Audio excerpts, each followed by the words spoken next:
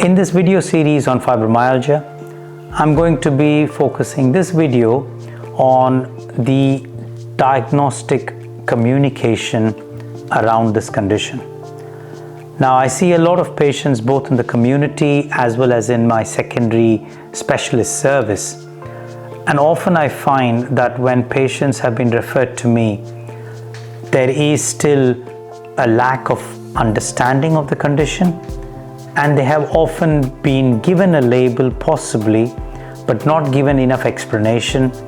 And sometimes they are often left feeling that they are somehow making it up. We know that fibromyalgia is not necessarily a diagnosis of exclusion. It's important that there are certain blood tests that are done to make sure that there are no inflammatory causes identified. We need to find out if they have the 4 cardinal symptoms there are. And helpfully, in 2016, the American College of Rheumatology published their criteria on how to make a positive diagnosis of fibromyalgia.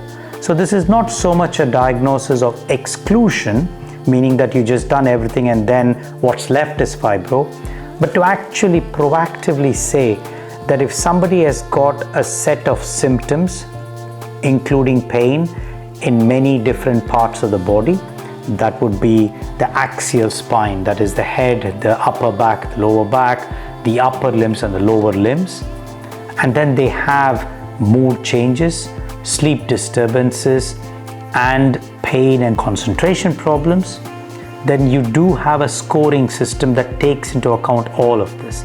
It's called a widespread pain index and a symptom severity score, and all of that is bundled up together to get a comprehensive scoring, a sort of fibromyalgia impact score, and that means this becomes a positive diagnosis. All of these need to have been there for, of course, 3 months, and there should not be any other condition or any other blood test abnormality that hasn't been treated. So all of this means that there is a positive diagnosis of inclusion that can be made before referring patients for further support.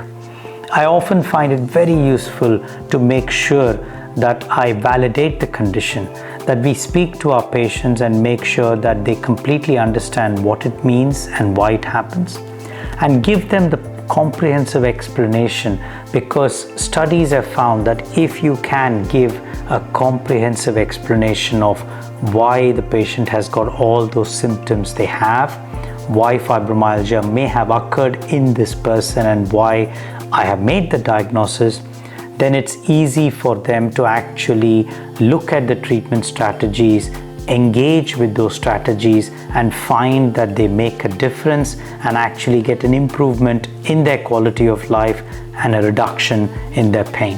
And so it's important to use the right criteria and make the right diagnosis, and more importantly, the right explanation to get the perfect engagement.